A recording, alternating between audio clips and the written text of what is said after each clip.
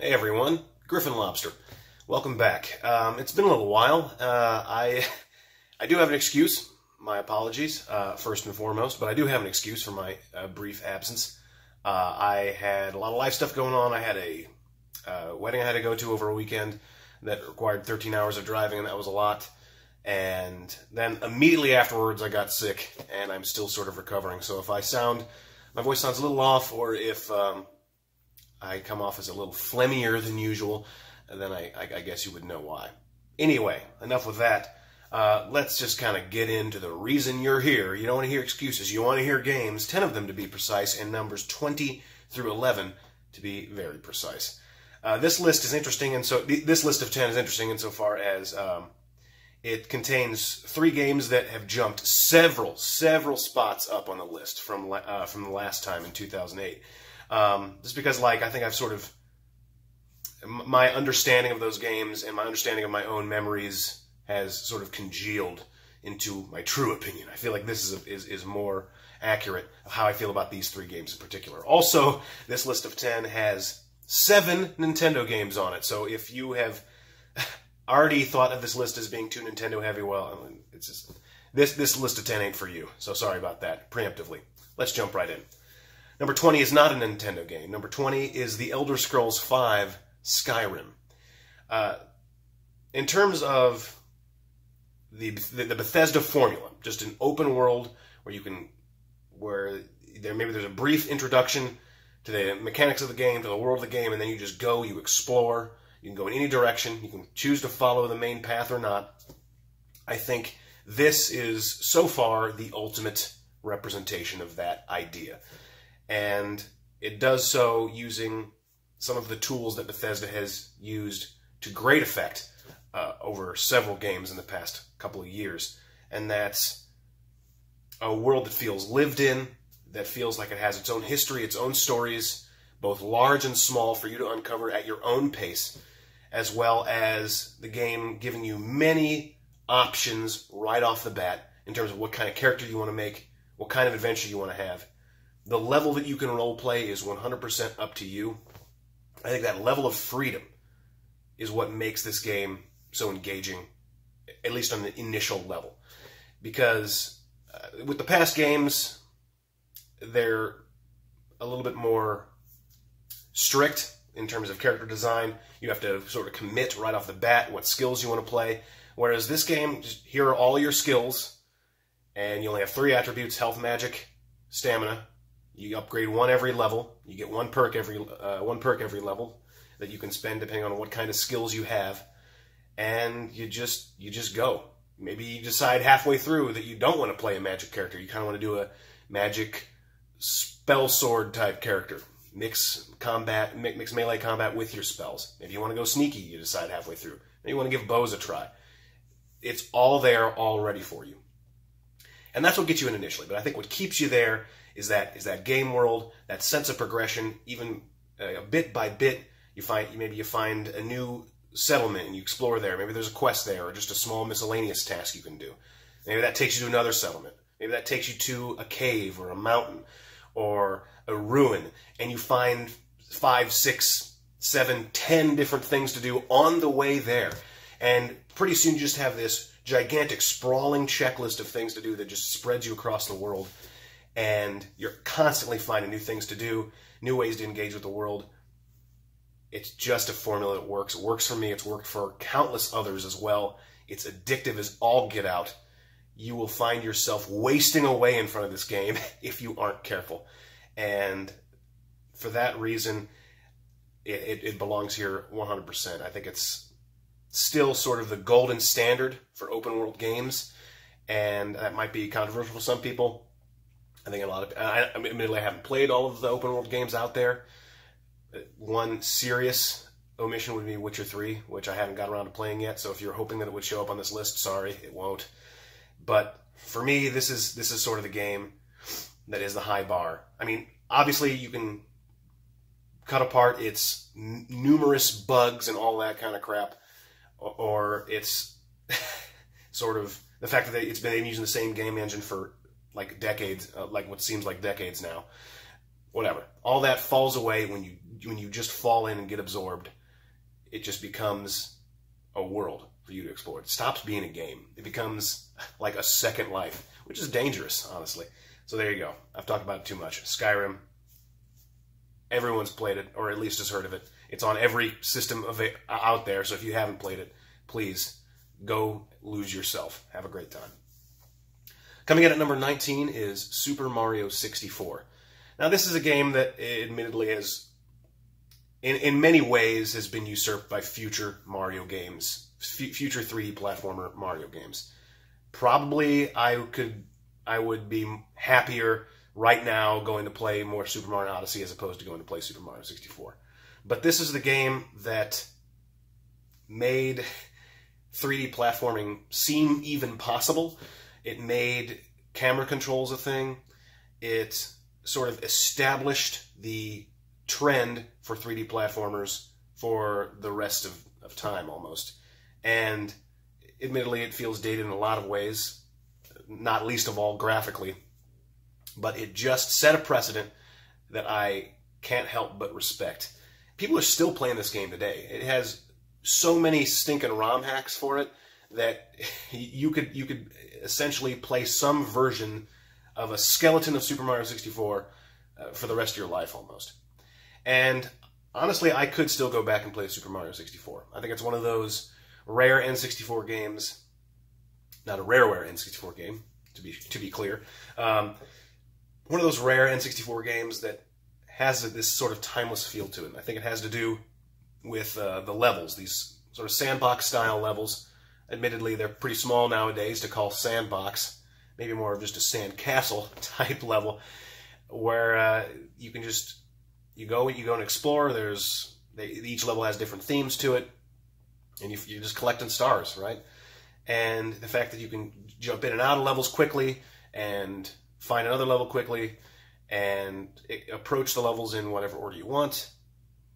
I think that it's easy to forget this game just based on its age, but I think if you go back and look at it, you really see how important it was, both structurally and mechanically, to the future of the 3D platformer genre. And for that, it earns its spot here.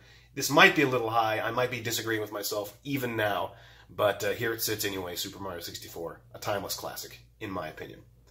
Coming in at number 18 is Half-Life 2. This was number 19 on the list in 2008, so it jumped one spot. Half-Life 2 is, for me, in a way, what Super Mario 64 did for 3D platformers, Half-Life 2 sort of did for first-person shooters, in a way. Admittedly, I did not get to it at the same point in my life. I played it several years after it had come out. I believe this launched in 2004, and I don't think I played it until the orange box came out on the Xbox 360 in 2007. But it's just all there, clear as crystal. This game approaches level design in a thoughtful way that I don't think too many other first-person shooters bother with doing. A lot of first-person shooters these days with their campaigns each level is very insular structure. Like, here's a mission, sort of more of like a mission structure. Maybe you're going to a completely different location every time. Maybe you're playing a different character every single time.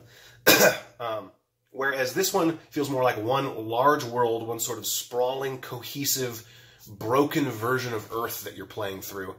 And the levels are kind of seamless. I mean, there are definitely from level to level, there are certain flavors that the game takes on. Like, obviously, the sand traps level, where you're dealing with the antlions and you're trying not to touch the sand. And, of course, the Ravenholm level, which is basically just straight-up survival horror at that point. That's shortly after you get one of the greatest weapons in the history of video games, the gravity gun. And you get it's a survival horror level, but also a playground that lets you get to play around with the gravity gun, and you're swinging saw blades into enemies left and right. Hitting with paint cans, turning them white. It's just fun. I go on and on about the gravity gun and how amazing it is, and that's a reason why it's so good. But I think I really go back to the world building and the progression that you feel as you're sort of making this meandering trek across this cohesive world. And the journey that you take and the fun guns that you get to play around with, the level design is excellent, even on an insular standpoint. It's just seamless. It's a seamless experience that I go back to time and time again. It still looks good to this day. I mean, obviously, the game is 14 years old. It's not going to be to modern standards by any means, but it still looks good, it still plays great, and still approaches its world and its story in a way that I think a lot of game developers, contemporary ones, people making games right now, could still take notes from and learn from. So, Half-Life 2, incredible game. Coming in at number 17 is Super Mario World 2, Yoshi's Island. I put this at 45 on my list of 50 in 2008 because I must have been on crack. This game is incredibly good, charming to the nth degree, great level design, cute graphics, beautiful music, gorgeous art style, like this sort of, I don't know, it's like a mixture of watercolors and pastels and hand-painted color style that really just looks great, almost looks like a child's drawing, but done way better than any child could ever hope to do, which fits in, of course, with the story. You're carrying baby Mario to reunite him with his brother, baby Luigi, and you fight baby Bowser at the end. This game's crazy for babies.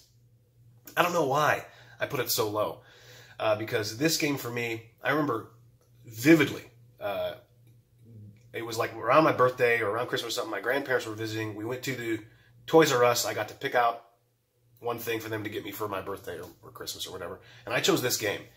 And I went home and I basically spent the rest of the day playing it. And I think its undeniable charm is what drew me in. It's top-notch level design. I love the gameplay mechanic of, you know, you sort of have almost two life bars. You have Yoshi, who can get killed by certain obstacles in the game, but then you also, whenever you take a hit, baby Mario flies off your back, and it becomes a sort of a mini game in and of itself, trying to keep yourself alive, because if baby Mario's timer goes to 0, you lose a life and you have to start the level over again. Obviously, you've played the game. I loved all the collectibles in this thing, the red coins and the flowers, trying to get perfect scores on every single level. I love the boss fights. Honestly, I think when I was a kid, that was maybe my favorite thing, to see what new enemy I was going to have to fight in some sort of gigantic version. And trying to figure out the puzzle of each boss was super engrossing to me as a child. I remember fighting the gigantic Boo, who keeps getting bigger every time you hit him. And the only way to fight him is to look away from him and bounce eggs off the wall, and they ricochet back and hit him, because when you look at Boos, right, they become immaterial and cannot take damage. I loved that. And I loved how each world sort of felt like its own adventure, its own theme. And, I mean, I'm going to bring up the music again. Beautiful. This game is gorgeous, charming, wonderful. It makes me feel like a kid again. And maybe that was something I didn't really appreciate back in 2008, but I definitely appreciate it now as a jaded adult, getting further and further away from those halcyon days of my youth. Here it is, Yoshi's Island, number 17. It may keep climbing, who knows. I love this game.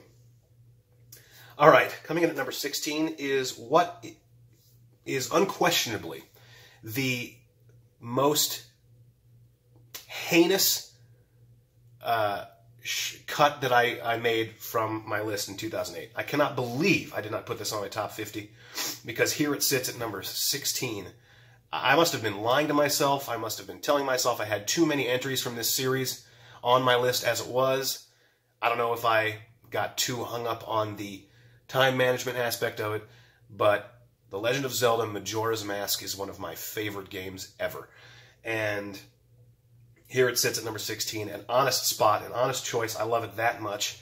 I think the recent 3DS release that came out a couple years ago helped sort of solidify that for me, helped me realize, come to my senses, that this game is special and worth something. It earns its spot here because the story of the development of this game is really great. I don't know if it was Miyamoto or some higher up in Nintendo demanded a sequel to Ocarina of Time and demanded that it be done in like a year or like this ridiculously small time frame. So they basically had to take the engine of Ocarina of Time, a lot of the character designs from Ocarina of Time too, and quickly throw together another game. And they did it. And they made it a game about time management and about how little time you have and about playing the same 3 days over again. They made it a game sort of obsessed with death. They made it the darkest, saddest, and weirdest entry in the Zelda series. A game whose macabre charm really has stood the test of time and makes it stand out in my mind over many of the other entries in the Zelda series. I love Majora's Mask. I remember playing it relatively young. Obviously, I loved Ocarina of Time. I was excited to jump back in to another Zelda game just what seemed like a few months later. And I remember at first being sort of confused and feeling abandoned or betrayed by a game that makes me play this lame-o Deku version of Link and that gives me a 3-day time limit.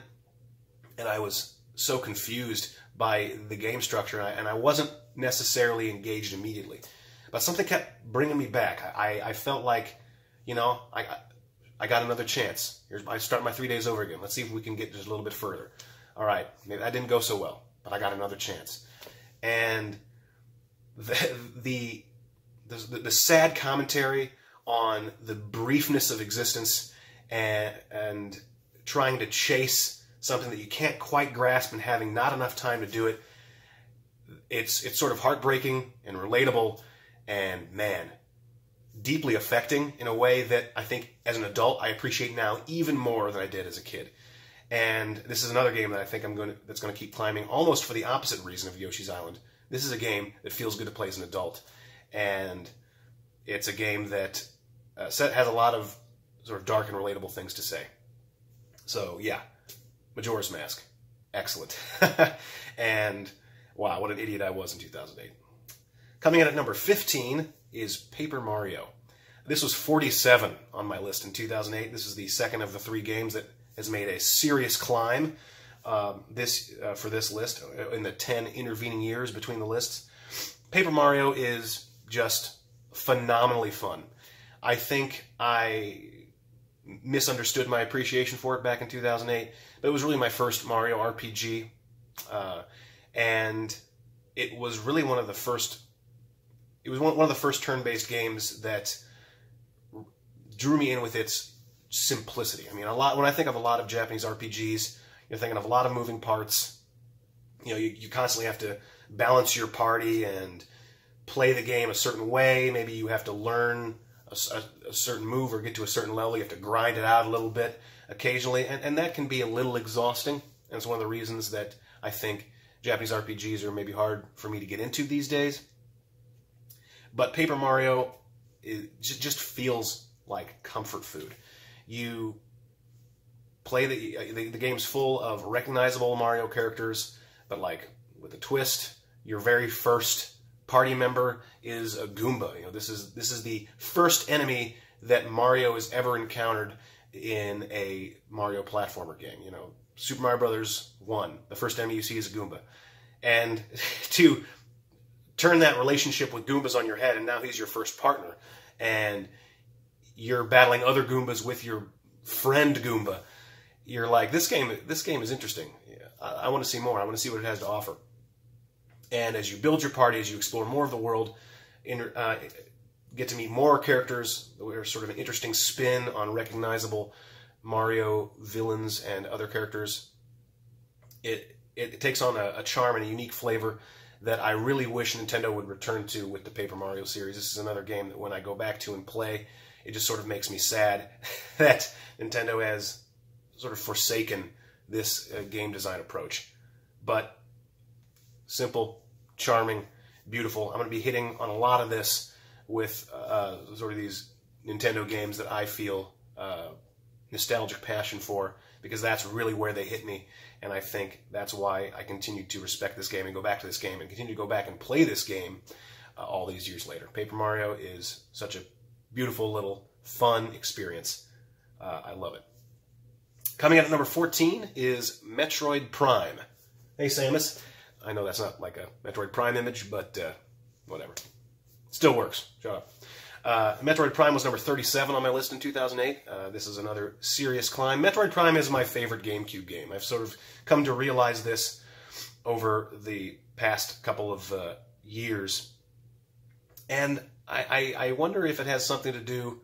It probably has to do with a lot of things. I think it takes the Metroid formula and takes a lot of the things that are recognizable about it, the way you approach the game world, the way it approaches power-ups and missile expansions and exploration, and keeping a note in the back of your head like, here's a power-up that I couldn't get then, but I know I have a pretty good idea what power-up is going to allow me to get to it. So I got to remember this room. I'm going to come back to it later. The way that it sort of sprawls out, the way you find new areas, and its somewhat passive approach to story. I think it nails a lot of the Metroid formula without being a traditional Metroidvania. It's not a side-scroller platformer, right? It's a first-person shooter. And the fact that Retro Studios was able to make a first-person shooter fundamentally change the mechanics of the Metroid formula while keeping the dynamics perfectly intact, keeping that sort of dark, mysterious feel from Super Metroid, and keep that intact, and maybe even make it just a little bit more viscerally effective and immersive. Even, I think it's their crown jewel. It's one of the crown jewels on the GameCube. It's one of the crown jewels of gaming history. I think it is. Probably not underappreciated by its fans, but maybe underappreciated by gamers as a whole. Because everything about this game, the first time you step foot on Town 4 and the rain's coming down, you can look up and it dots on your visor, and the music and the distant waterfall and the swampy environs and the weird mushrooms that wiggle when you get close to them, and the enemies that pop out of the ground, and the fact that you can just kind of go in any direction you want, but you'll probably find a few dead ends. You slowly peel back the backstory of this world, slowly discover more. It's just unmistakably Metroid, but also unmistakably itself. Like, there's no game that feels like Metroid Prime. I think Metroid Prime 2, I think its sequels obviously come the closest, but there is a certain alchemy here, a certain magic that is unique to Metroid Prime. It's something that I think about a lot. I went back and played this game recently, had a blast, absolutely had a blast from top to bottom. It's a world that's just fun to get around in. I don't mind the trek going from one end of the world to the other. Some might, but I just like moving around in this world because there's always something fun to explore. The music is always good. The world always feels fresh. And that's something that's very difficult to do. And the fact that they did it here with a beloved and recognizable series, sort of brought it into the next generation, turned it on its head, but still kept it itself. What an accomplishment. I'm super excited for Metroid Prime 4, obviously. Can't come soon enough. And, man, I love Metroid Prime. Okay. Coming at number 13 is The Legend of Zelda, A Link to the Past. This was number 9 on my list in 2008, so it dropped out of the top 10. I think a lot of people would put this as their favorite game of all time. This is a game that I basically don't need to defend whatsoever.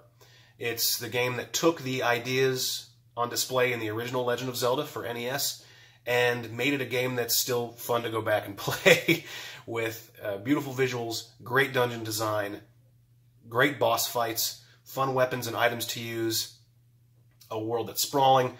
The first game really to engage with the light world, dark world mechanic, the other worlds mechanic that has become a staple of the Zelda series. You probably know everything about this game at this point. It has found new life recently with the randomizer trend, which has gone insane and really gotten quite out of hand, if I'm being entirely honest with you. This game is really, I mean, obviously, the original Legend of Zelda is important for a historical reason, right? For historical reasons, but this is the game that put Zelda on the map. And it's still fun to go back and play. It's truly timeless, as a lot of those Super Nintendo games are. And so this one earns my respect and earns its spot here. indubitably.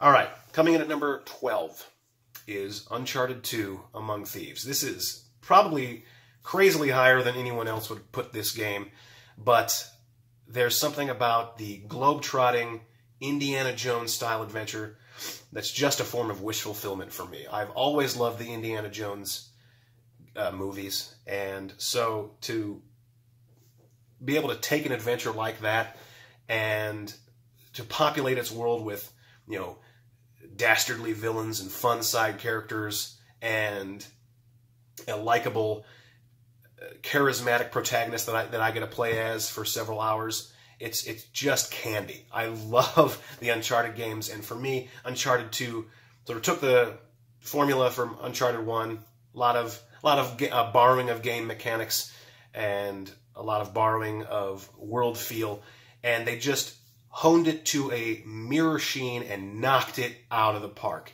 This game was for me at the time what I believe to be one of the best, if not the best, contemporary single-player experiences I'd ever had.